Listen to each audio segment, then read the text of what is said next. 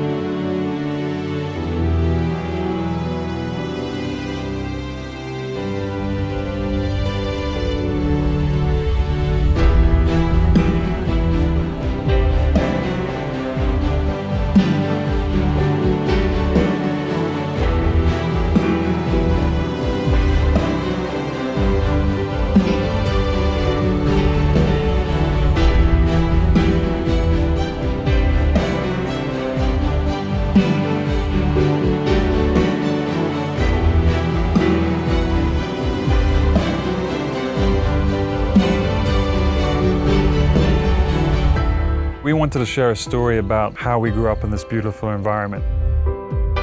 One of the things that was really unique about 34 years ago was that the majority of the wild nature reserves were all national parks. Today, they are predominantly private safaris, and there's a big difference with that. My father, when he started this place, started it as a private safari, and it was very much designed kind of as a rehabilitation style safari, in the sense that your animals are going to be safe, they're going to be able to repopulate.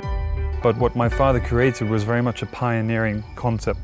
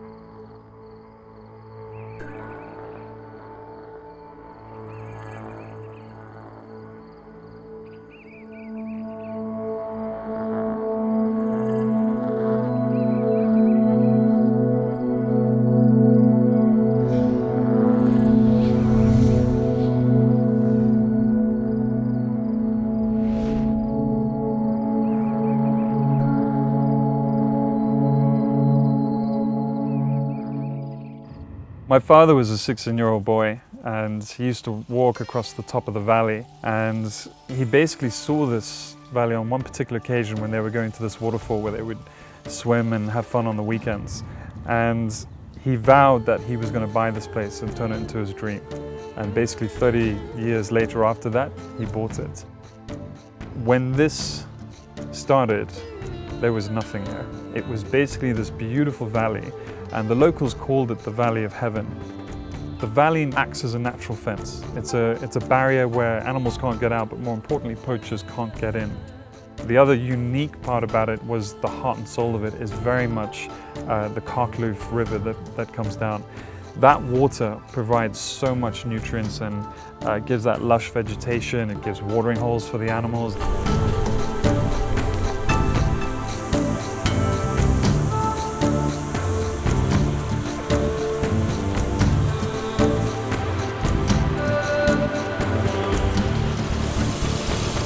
The great thing about going to the Carkloof Falls is that as you go through the valley, you suddenly come to this incredible rainforest. and you have this beautiful path that walks all the way up to the Karkloof Falls, and you can hear the river, you can hear the roar, and it gets louder and louder and louder, and then suddenly you're opened up by this immense beauty of this cascading water and the sound and trees, that lush vibe, and you have just this mist of water that comes through. It's absolutely stunning. It's just this amazing kind of thunder that kind of roars in this place and just kind of echoes all the way through. I mean, it's just listen.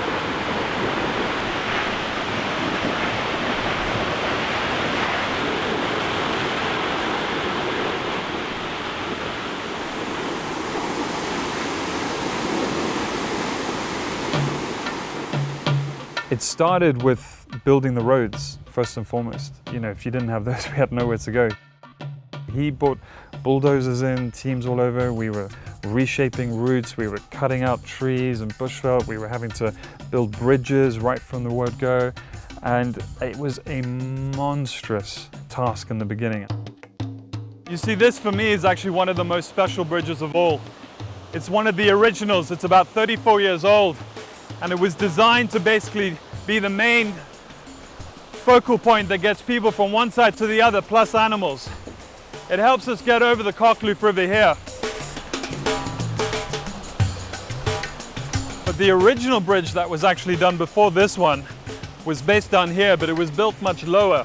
In '87, we had the floods, and basically everything that my father had built in the space of about 3 hours, everything was taken away. The villas, the bridge, we had to build everything from scratch. So this bridge was built higher in case that event ever happened again.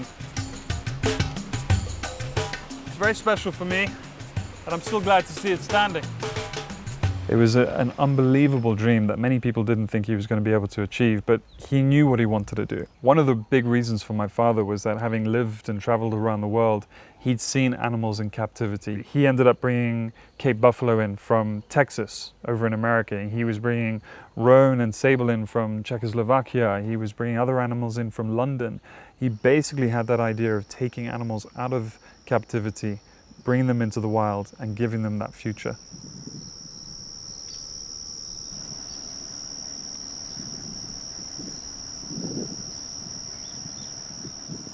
When we had giraffe in the beginning, we only had about 8 of them. Now there is loads, and we're going to see a lot more later on. This is unbelievable how close we're actually getting. Like, a big part of you just wants to go up and try and get as close as you can, but this is the wild, this is nature, this is not what my father would have wanted. It's about being in their habitat, not in ours. Even though we set this up, it's for them.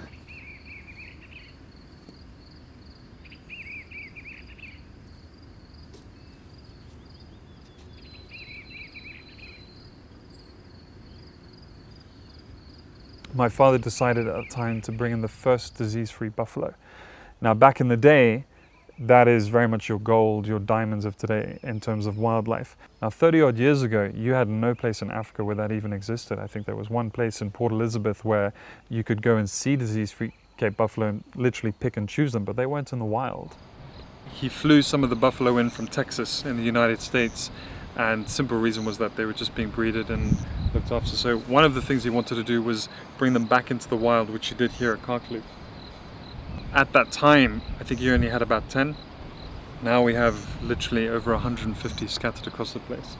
And the wonderful thing about the buffalo is that they're a very unique species. They can carry a disease, transmit the disease, but not actually be affected by the disease. So for instance, foot and mouth, if they're around cattle, they'd be able to pass it on, but still wouldn't have it, and it would affect the entire herd of cattle, whereas they would not have anything at all. So to be here in the safari, as they are now, and not affect any other wildlife, it's a beautiful thing.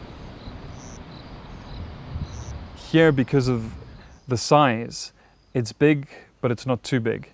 It gives the ability that any person that wants to come in here and have that experience, they'll be able to see wildlife within half a day, and pretty much all of the wildlife in a beautiful habitat. That was one of the biggest things that my father wanted, and especially for the children of then to be the future ambassadors moving forward, to be able to get up close to wildlife and not only just have that experience of seeing them, but being able to learn and understand the importance of why we set up this place, why it is so pivotal for the future of animals to have a place like this where they can be protected and looked after and able to reproduce and have babies that are able to reproduce themselves. The importance was unbelievable back then.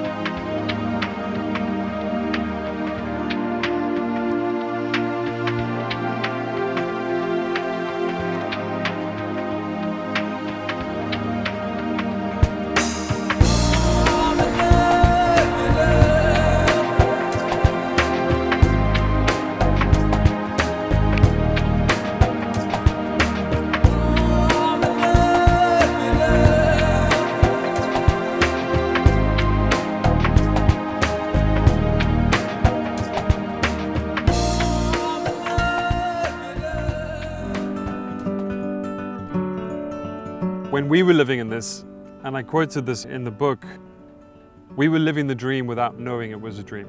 Being a young boy growing up until 5 or 6 years old before I'd gone to boarding school and experienced the other side of life, I just took this as the norm. You know, being surrounded by rhinos and giraffe and elephants and things like that, I just thought it was what every other kid had. But I had freedom just to go and enjoy and make my own mistakes and learn from my mistakes. It was all about experience. And that was the beauty about being young, growing up in this environment.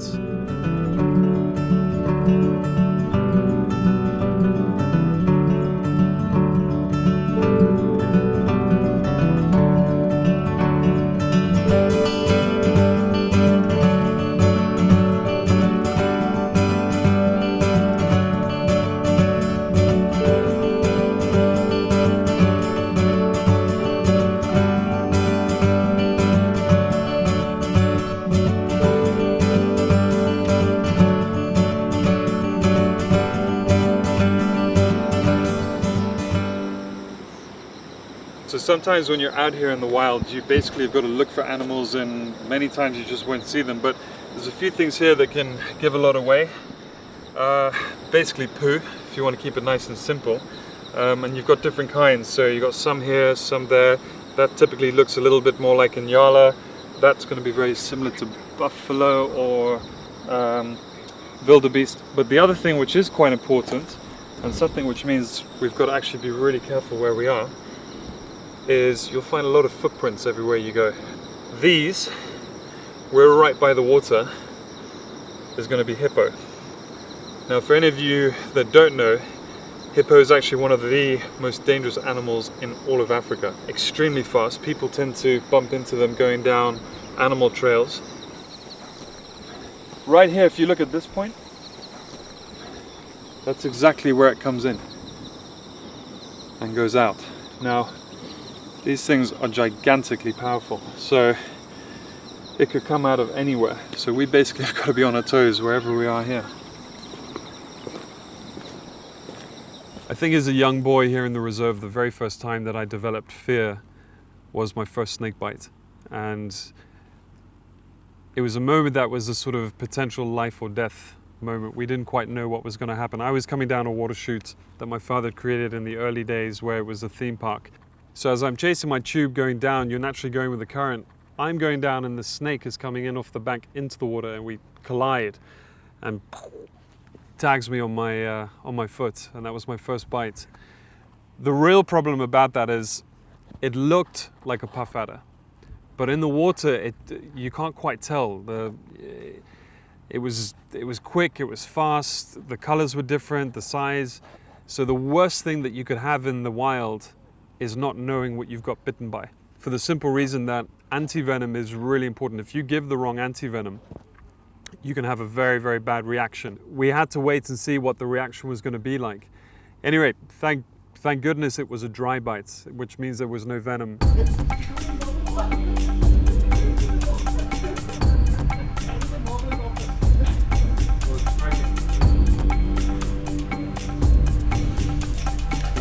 3 months later, I got bitten again. I was going through the bush with my younger brother, Jamie. All of a sudden, the grass just starts moving towards me. And out of the grass, boom, this grass snake just comes and bites me on the exact same foot. And I got such a fright. I started running, but its fangs hooked into me. And for about 40 meters, this thing was hanging onto my foot. That probably gave me more nightmares than I've ever had, even from having a poisonous snake bite, because that fear of just being hung onto was awful. And the thing with that is I've never lost that fear of snakes. It's the one thing that has really stuck with me. I've tried very hard to get over it, but you know, whenever I come across one, I start to get sweats. I really start to panic about it. And we probably want to stay in line. Tom, I was just saying, do you hear this, like, you jump back as man, I'm like pooping myself through this grass. My mother's probably going to be like wetting herself laughing.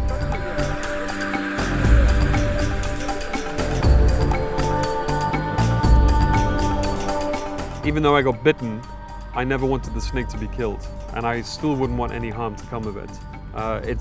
It's just how nature is. I was just unfortunate to be in the wrong place at the wrong time.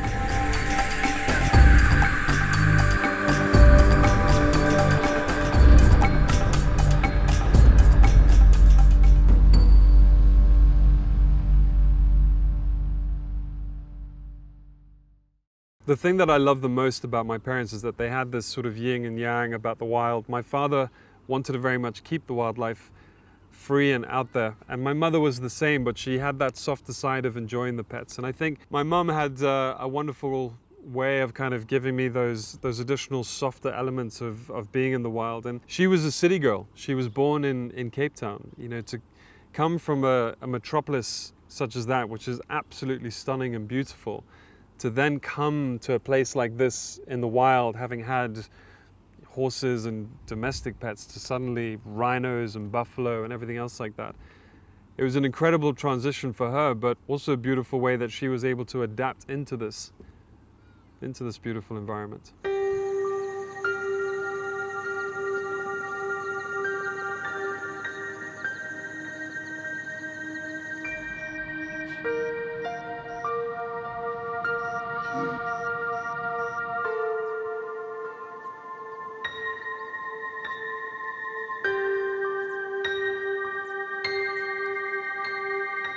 When setting up this place, one of my father's biggest and most important factors was being able to create an environment where children could come and learn.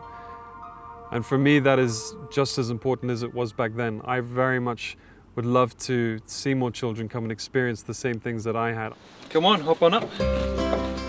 You see, for me, this is really nice because I got to grow up here, and now it's my chance to actually show you where I grew up, and now you get to go and live it afterwards. You excited? Yes. Yeah? Are you ready? Yes. Should we go? Yes.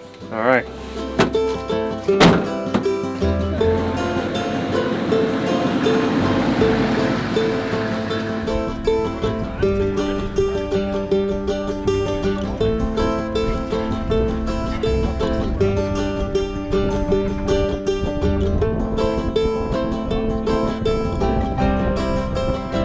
I was so fortunate to grow up into an environment where you had freedom and you had wonderful lessons that could be taken and respect that could be earned. And I think for children today, it's so important that they can come and have the exact same experiences and take that on to the next generation as well.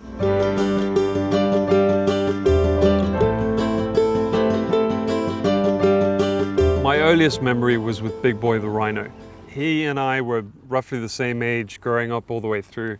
And one occasion I was basically throwing stones at his bum, trying to get his attention, kind of playing chicken. And at one point he just turned and started charging for me.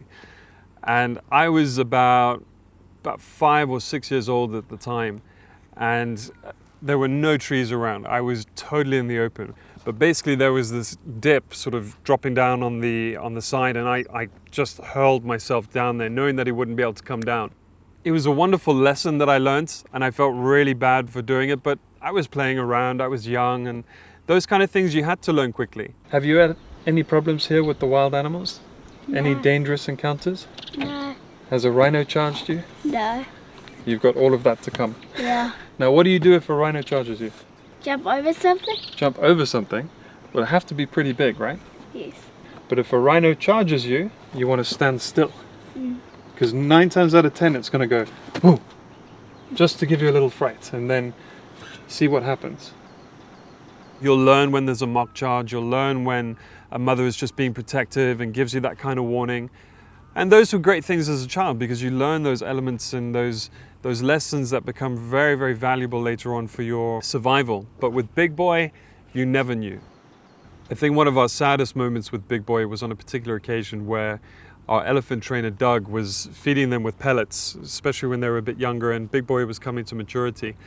And for whatever reason, he just stuck his horn straight through Doug, thrown into the air, totally torn open. And it was a horrific moment. The beautiful thing about it, Doug survived. We didn't put Big Boy down, nor did he want that either. So it's a great testament to Doug.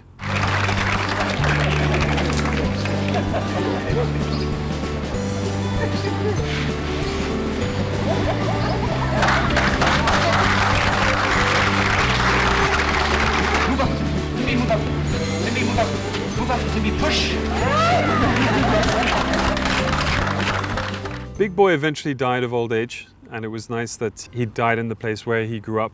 He was a wonderful celebrity. He was a big highlight. He was, today where people do selfies, he was the animal you wanted to do the selfie with.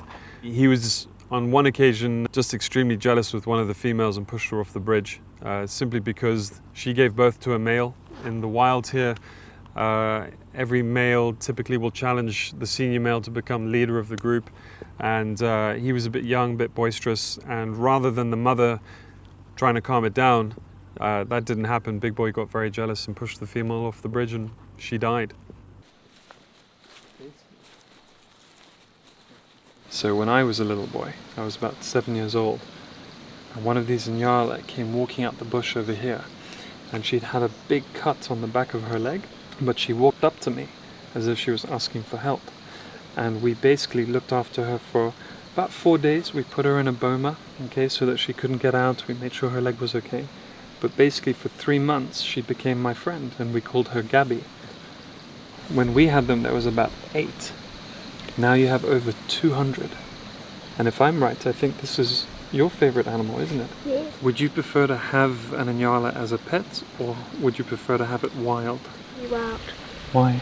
Because every time I look at them, they seem a little bit wild. They're kind of inquisitive, aren't they? Yeah. Being out in the wild and being so remote, you got to learn to entertain yourself a lot. I think being a young boy, you've naturally got that adventurous spirit, and you want to go out there and just see what's there, explore it, get into whatever danger you can.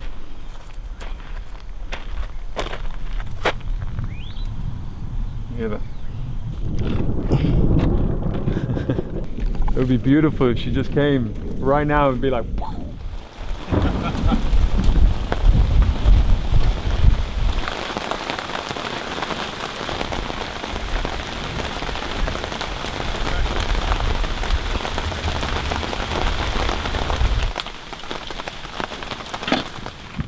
See how amazing that is?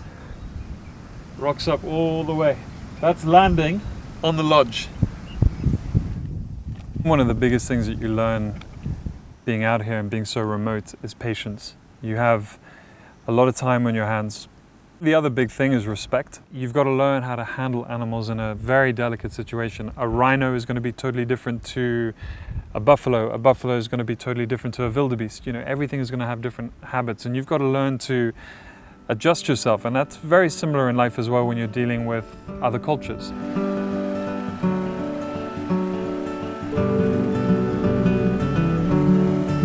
When you have those lessons with the animals, it's very similar to how you are with people. You know, you've got to handle yourself correctly, you've got to earn trust, and you've got to do your part to be able to kind of be in that environment with them and know that you're not a threat. It's the same as with other people, whether it's in progression of a job, whether it's just meeting strangers, whether it's understanding that you're in someone else's country, not your own. A lot of different things that the wild can teach you.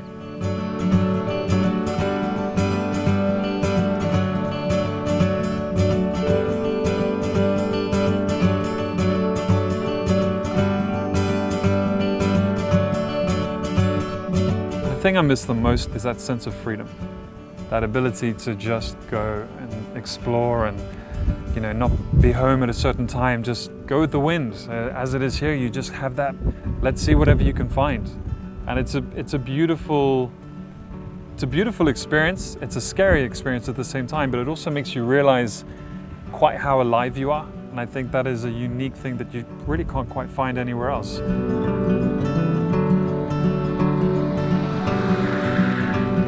The reason why I called it The Boy from the Wild is not the simple fact that I grew up in the wild.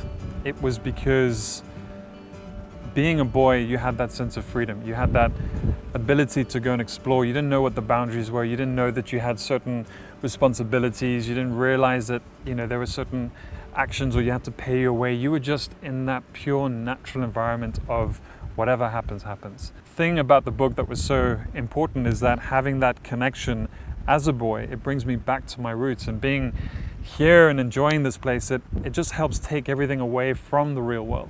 Now, where's your favorite place in the safari? What do you like the most? Go to the waterfalls. Okay, see, that was one of my favorites as well. Now, do you like the big one or the little one? The big one. The big one, even though it takes you a long way to get Yeah. there. Have you jumped into the river? No. Oh, you've got to do that. You see, when I lived here, we didn't have the walkway. We had to go all the way up the river. But sometimes it was nice because when it's hot like today, you could jump in the water from the rocks and swim for a little bit and keep going up.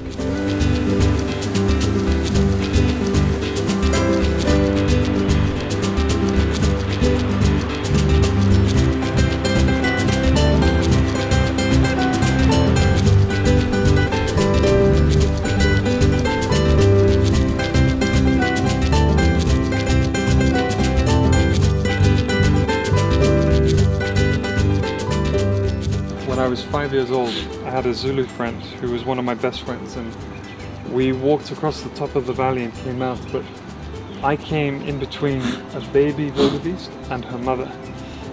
My friend was about 20 feet behind me and jumped up one of those big acacia trees. Me at full flat on the ground because I had nowhere else to go, and the mother ran right over me. She was protecting her baby, and as you will know, being here in the wild, what's one of the worst things about a mom and a baby? Because the mother is protecting the baby. Exactly.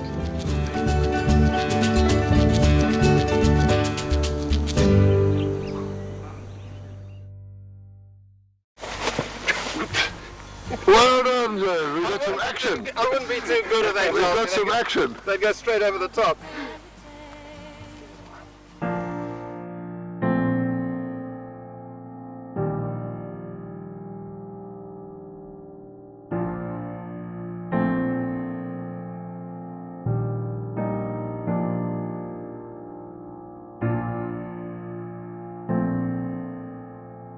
My father called me my boy.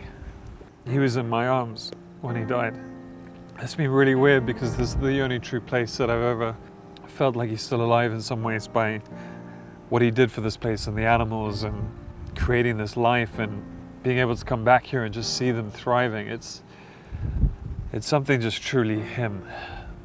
And I wish it was him here telling the story, not me. he was just such a good mentor to me. If there was ever a time you're going to feel like a child, whatever age you are, is when your parents give you that hug that you just know you're smothered with love. And I was so lucky to have that, because so many kids these days, you know, especially in urban areas, they've got tough upbringings and some families that have just not been around, and there I was, and I had so much, but I'm really, really lucky. I just miss him, man.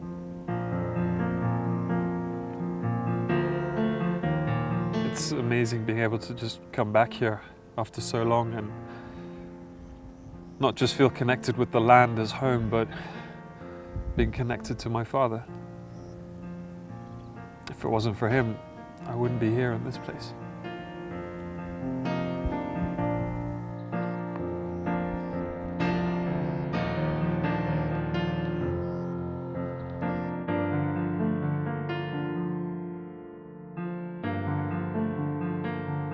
Throughout my life, my father was my greatest mentor. And for someone who did so much in his life in terms of work within the property development to what he's done here in this beautiful part of the Carcliffe Safari and how he brought all the animals in from everywhere else, he was just such an enlightening man. He was giving, he was forgiving, he was able to just give wisdom to anyone and everyone, and he just helped. And for me throughout my life, whether I was here in the safari, whether I was working abroad, whether I was having to fire the first person ever, he was there for me. He was giving great advice. Peter is a nice guy, and I learned so much about him. Being with Sharon today was absolutely amazing for me. Not only did I hope that I was able to sort of pass the flame on to her, she helped let me relive my childhood, and I felt a boy all over again being able to take her around. He teach me how all the animals got here and how he does this farm. It was one of the things my father wanted in the beginning, and it's very much still there. So I really hope she enjoys the future of this place and makes it even better than what it was. He does want to come back. I always want to come back here. For me, this is always home.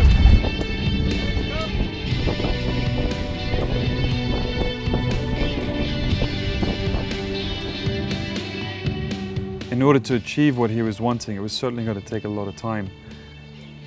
But he did it, and it was absolutely magnificent. And today, when you come back, it is more than 100 times bigger than I think even he would have imagined.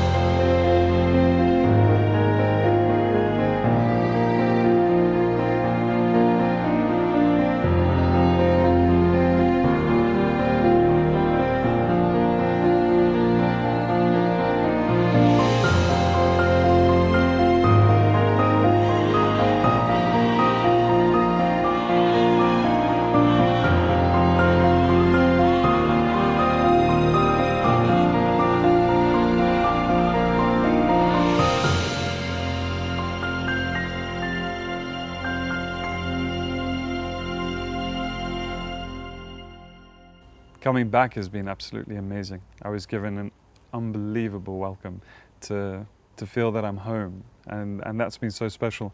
Fred, who bought it from my father, and now Colleen, who's the new owner of the villas, have both done something very precious to me, and that is that they've maintained the wild exactly as my father had planned, and they too are sharing the same vision and carrying that forward. Fred actually enhanced it by buying additional land so that the animals could spread.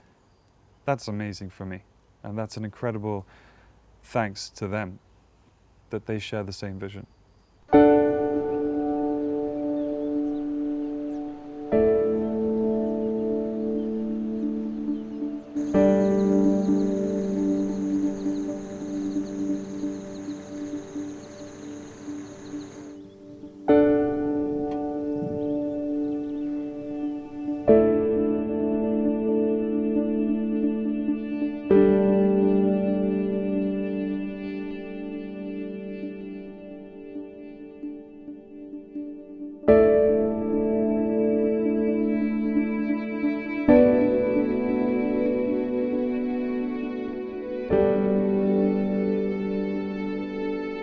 Losing my father has certainly been the hardest thing I've ever had to deal with.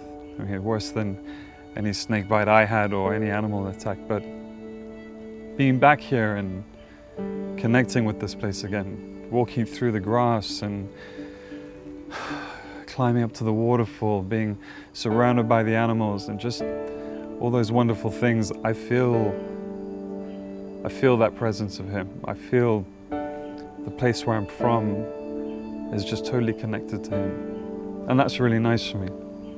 As emotional and as painful as it is, it's so beautiful at the same time because I feel like he's here. I still feel like he's with me. And for that, I'm really happy being back here. Oh, I'm sorry, man.